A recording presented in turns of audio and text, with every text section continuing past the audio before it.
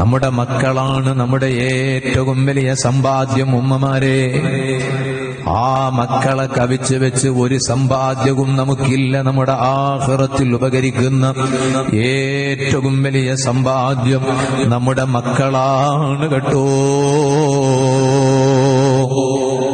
നമ്മുടെ മക്കള് ഭൗതികം പഠിക്കാൻ പോയി എന്ന ഒരൊറ്റ കാരണം കൊണ്ട് നമ്മുടെ കുട്ടികൾ പിഴച്ചു പോകണം എന്നില്ല. ഡിഗ്രിക്ക് പഠിക്കാൻ പോകുന്ന ആൺകുട്ടികൾ, പെൺകുട്ടികൾ, അവർ ഡിഗ്രിക്ക് പഠിക്കാൻ പോകുന്നു എന്ന ഒരൊറ്റ കാരണം കൊണ്ട് അവർ പിഴച്ചു പോകണം എന്നില്ല. ഈ കഴിഞ്ഞ വെള്ളിയാഴ്ച, അതായത് ഇന്നലെ, എല്ലാ ഉമ്മമാര് മനസ്സിലാക്കാൻ വേണ്ടി ഞാൻ പറയാണ്, ഇന്നലെ അതാ ഞാൻ പള്ളിയിൽ ജുമുഅക്ക് പള്ളിയിൽ പോയി.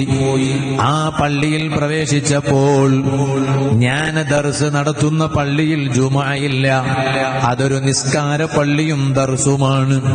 ആ ദർസിൽ 60 മുതഅല്ലിമുകൾ പഠിക്കുന്നുണ്ട്. പക്ഷേ ഞാൻ ജുമുഅക്ക് പോകുന്നത് ആ നാട്ടിലെ മഹല്ല് പള്ളിയിലേക്കാണ്. അങ്ങനെ ഞാൻ പതിവ് പോലെ ആ മഹല്ല് പള്ളിയിലേക്ക് ജുമുഅക്ക് പോയി.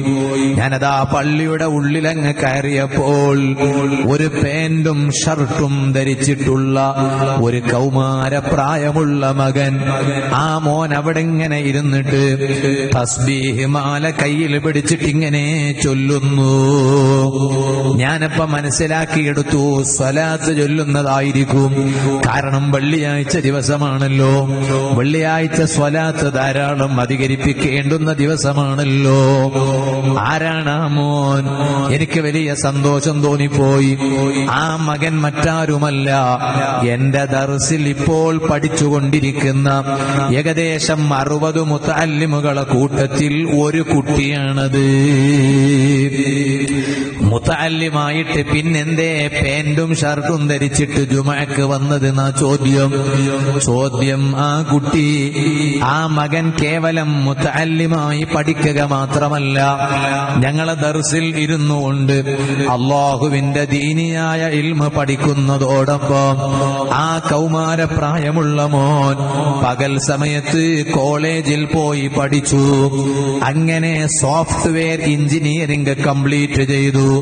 ഇപ്പോൾ അതേ സ്ഥലത്ത് ഇടയ്ക്കിടയ്ക്ക് എഞ്ചിനീയറിംഗ് പഠിക്കുന്ന കുട്ടികൾക്ക് ക്ലാസ് എടുക്കാൻ വേണ്ടി പോകുന്നു.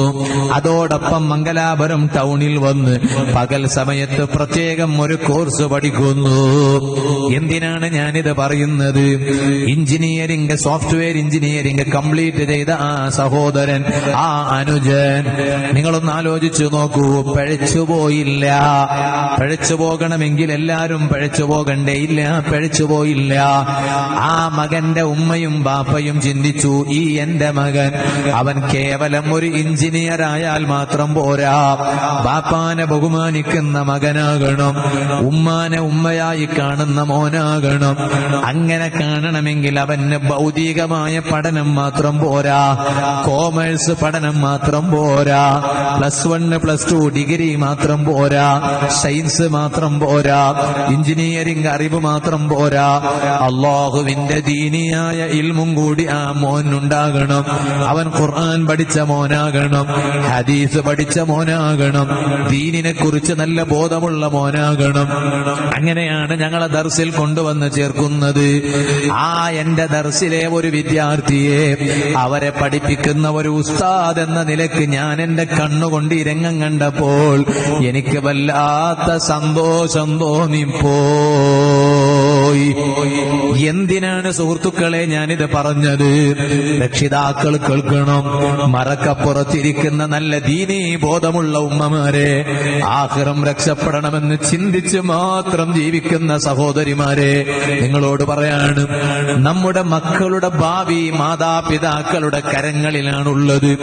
ആ മാതാപിതാക്കൾ ഒരിക്കൽ പോലും കുട്ടികളുടെ ഭാവി തകർത്ത് കളയരുത് കേട്ടോ. നാളെ പരലോകത്ത് റബ്ബിന്റെ ചോദ്യം നിങ്ങളോട്, നിങ്ങൾ നിസ്കരിച്ചിട്ടുണ്ടോ എന്ന് മാത്രമല്ല, അതേ എന്തിനെ കുറിച്ചുള്ള ചോദ്യമുണ്ട്, നിങ്ങളുടെ മക്കളെ കുറിച്ചുള്ള ചോദ്യം നിങ്ങളോടുണ്ട്.